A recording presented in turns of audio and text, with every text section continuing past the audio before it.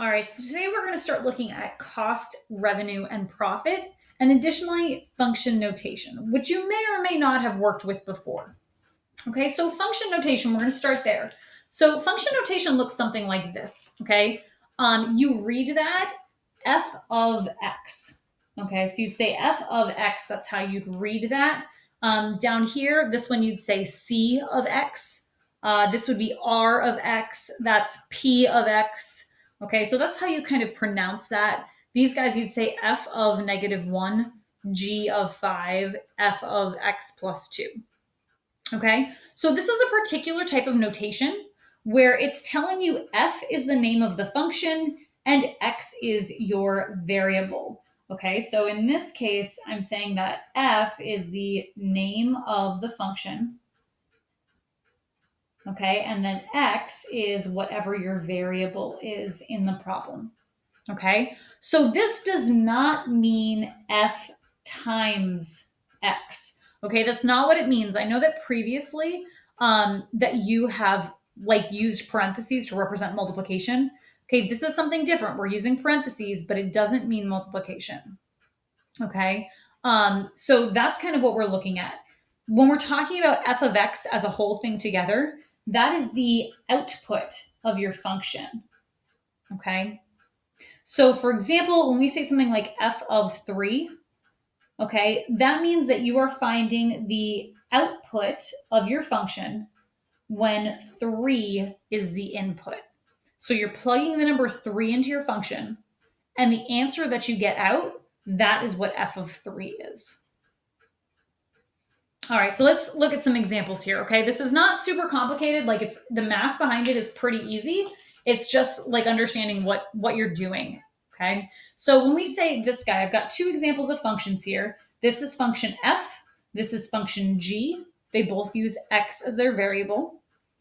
All right, and what this one is asking me to do is it's saying use function f and use an input of -1. Okay, so I'm taking function f and I'm replacing the x's in the function with -1.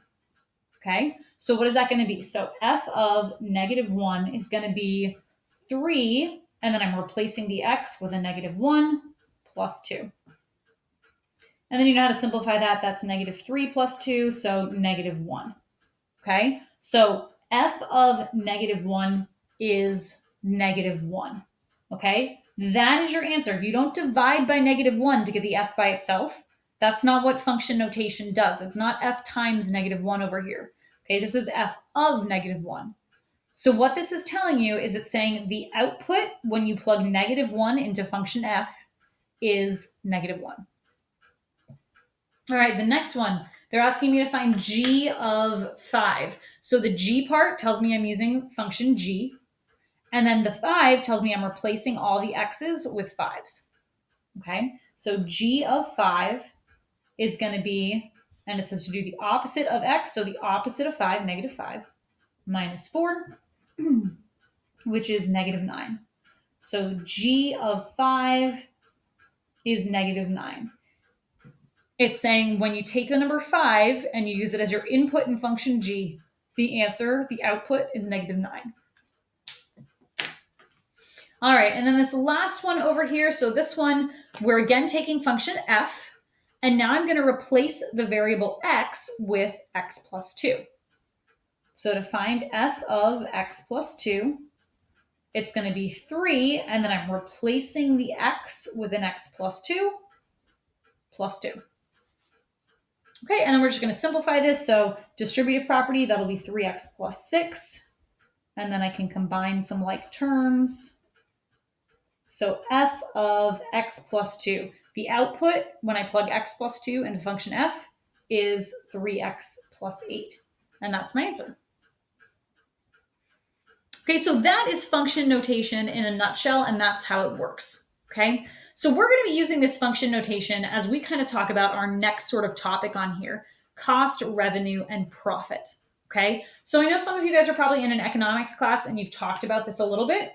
But if you haven't and you're not sure what the deal is, basically what these are, cost is just straight up the total amount of money that is required to produce a product. Okay, so if you are making cupcakes, the cost is how much does it cost you to make each individual cupcakes? How much does it cost you to run your electricity? How much does it cost you to buy the equipment and pay your employees and all that stuff? Okay, so that's the cost. That's just all that stuff together.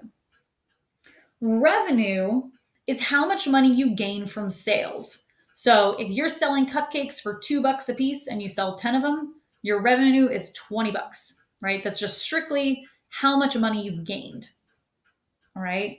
Profit is the difference between these two. So when you take a look at how much money you actually made and then you subtract what did you spend to do it. Okay. So if it cost me $5 in materials to make those cupcakes and I earned $10 by selling the cupcakes, then my revenue's only, or my profit, excuse me, my profit's only $5, right? I have a revenue of 10. I spent 5 to do it. So my profit is $5 left over. Okay. So we're going to be writing some functions for cost, revenue, and profit. So here's your general outline to find a cost equation. Okay, so the cost is you're going to multiply the cost per item. So the cost to make each item, if you will. So let's do that. So the cost to make or produce each item. You're going to multiply that by the number of items that you make. Okay, and then add to that any kind of overhead costs. Okay, so like to make an individual cupcake, you have to buy like flour and sugar and butter and all that fun stuff, right? So that's going to come into the cost per item. But you also have to like maybe have a stand mixer or buy like something to like, I don't know, bake your, an oven to bake your product in, right? That would be considered overhead cost because it's not something that you pay per item. You just pay it once and it sort of goes in overhead. Okay. So that's going to be your cost equation. So the cost to make each item times the number of items plus any kind of overhead costs. Your revenue, okay, is the sale price per item. So how much you're actually selling them for times the number of items. Okay, and that should make sense. You sell 2 cupcakes for $3 a piece, $6. Okay. And then again, to find revenue, to find your profit, profit is just revenue minus costs. Okay, so when you set up these two equations to find your profit equation, you're just going to take this equation and subtract that equation. All right, so let's take a look at this example. So we have a firm that makes pencils. They plan on making 500 pencils a week. Based on their production costs throughout the years, they figure it's going to cost them $1 to make each pencil. There'll also be a cost for running equipment for a week. They figure it'll be about $3.50 for the whole week, regardless of how many pencils they make. And then they sell the pencils for $1.75. So the first thing that we're going to do is write a cost, profit, and revenue equation. And we're going to make sure that we define our variables. One of the number one things that you're going to have to do in this unit is define your variables. And it's really easy to forget. And if you do, you're going to lose points. Okay? So for this particular problem, I'm going to specify that X is going to equal the number of pencils. Okay? Because that's what's changing this problem, is how many pencils are being made. Okay, so from there, right, I'm going to make 3 equations. The first one's going to be my cost equation. So my cost equation, you're going to multiply how much does it cost you per item times the number of items, which, hey, that's what we said X was. All right, and then plus any overhead. Okay, so skimming here. Oh, cost them $1 to make each pencil.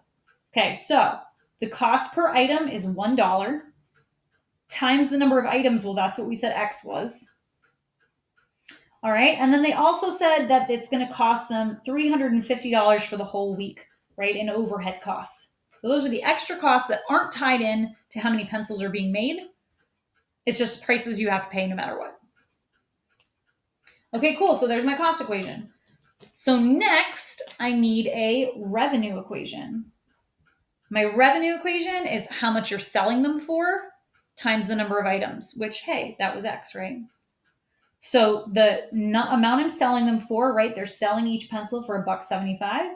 So it's $1.75 times X, the number of pencils. All right, and then last but not least, I need a profit equation. So my profit equation, to find the profit, you're going to take the revenue equation and subtract the cost equation. Okay, and now here's the thing you have to be careful of. See how I put parentheses there? Okay, that is important because when you're subtracting, both of these amounts get subtracted, right? Think about it. If you knew how much money you had, you would subtract how much you had to pay for each thing, and then you'd also subtract the overhead from what you actually end up making in the end, right? So this number here is going to get distributed. That minus sign is going to get distributed. So this is going to be 175x minus 1x minus 350. Okay. Kind of ran out of room, aka my profit equation works out to 175x minus 1x is 0.75x and then minus 350. Okay, and that should sort of make sense, right? If you think about this problem, they get $1.75 per pencil, but they had to pay $1 to make the pencil. So your net profit is 75 cents per pencil, right? And then you also had to pay out that $350.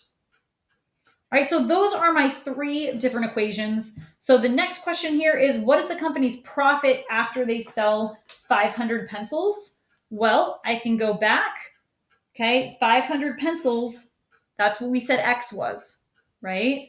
So this is telling me to use X equals 500. I want profit, so I'm gonna use my profit equation. So my function notation would be P of 500. I'm plugging 500 into function P. Equals 0.75 times 500 minus 350.